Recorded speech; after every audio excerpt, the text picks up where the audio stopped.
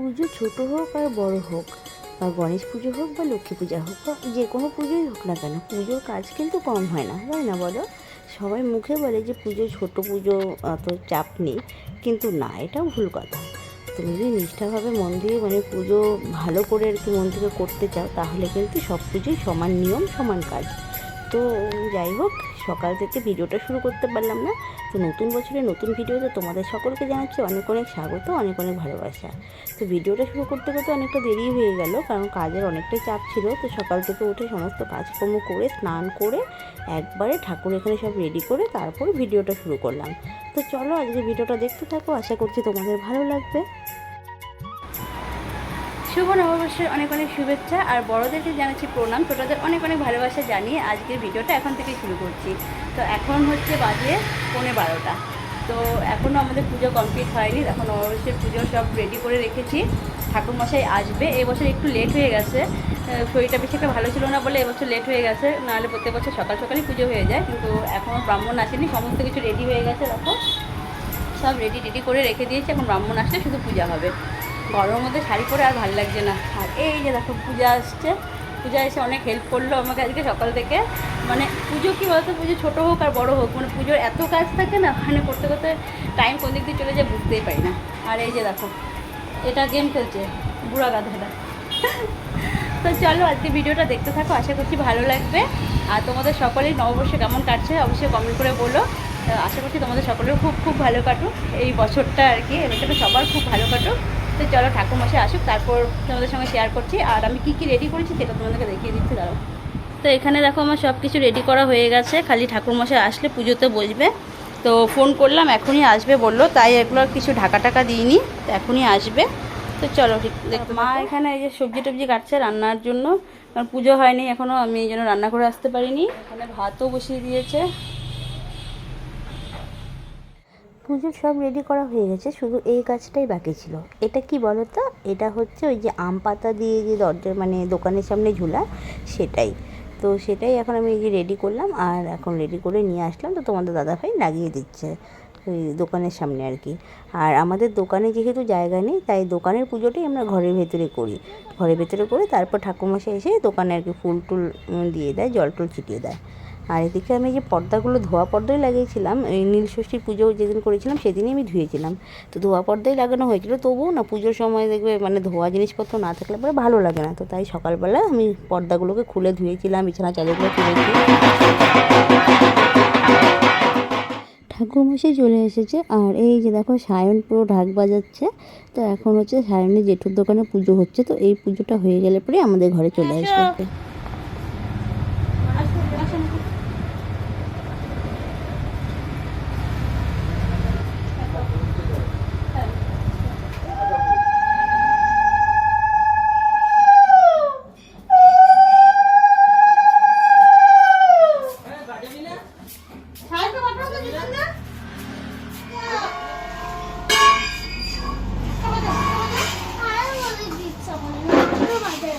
বাজা বাজা স্ট্যান্ডে লাগাই দে, পূজা এটা পূজা করে।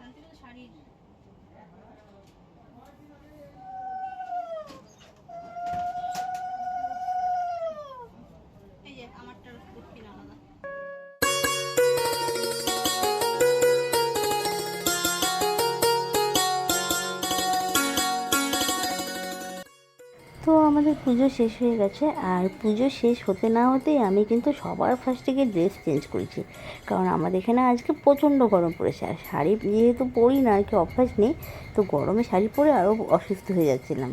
তো সে কারণে ড্রেস চেঞ্জ করে এবার চলে আসছি প্রসাদগুলো বাঁধতে।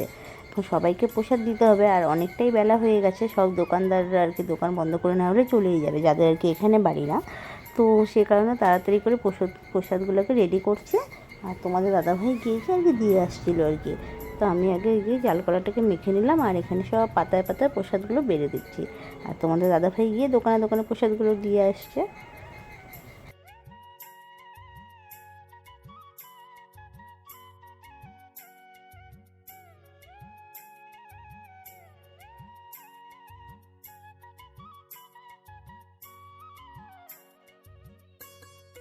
প্রসাদ দেওয়া কমপ্লিট করে এখন চলে আসছি আমাদের বাড়ির মন্দিরে। তোমরা তো জানোই যে কোনো শুভ দিন হোক বা যাই হোক না কেন, আমাদের বাড়ির মন্দিরে পুজো দিয়ে দিনটা শুরু করি।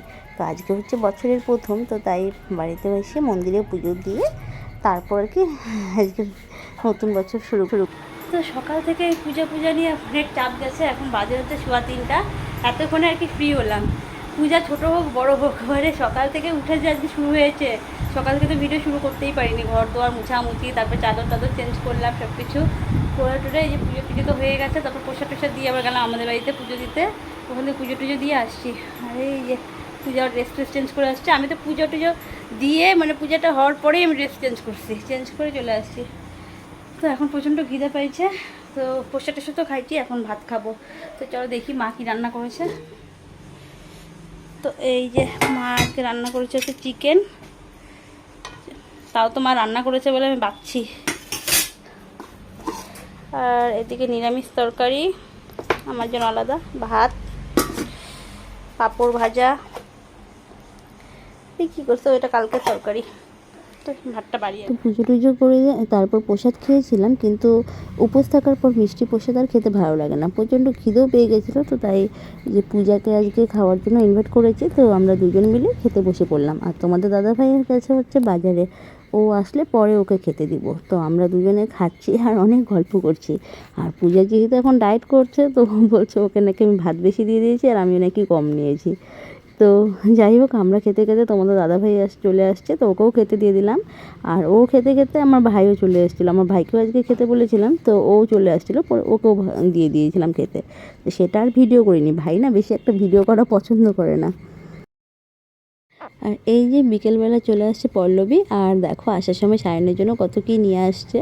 তো সায়ন তো ঘুমিয়ে আছে, ওকে বললাম যে মিমি আসছে দেখ, ও দেখেও মানে একটু নাটক মারছিল আর কি, ঘুমানোর ভান করছিল। তারপরে তো উঠে খাবারগুলো দেখে সেই খুশি, কারণ ও সকালবেলা হচ্ছে ওর মিমিকে ফোন করে ইনভাইট করেছিল যে আজকে আসার জন্য।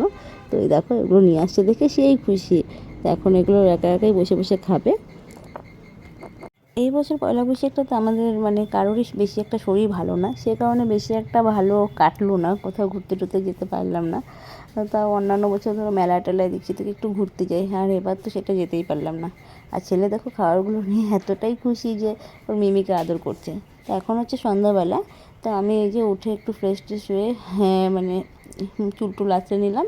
আর সায়ন গেছিলো হচ্ছে ওর মামার সাথে মেলায়, তো এই যে মেলা থেকে আসার সময় এগরোল নিয়ে আসছে। তো চলো আজকের মতন ভিডিওটা এখানেই শেষ করছি, আবার দেখা হচ্ছে নতুন আর একটা ভিডিওর সাথে। তোমরা সকলেই ভালো থেকো, সুস্থ থেকো।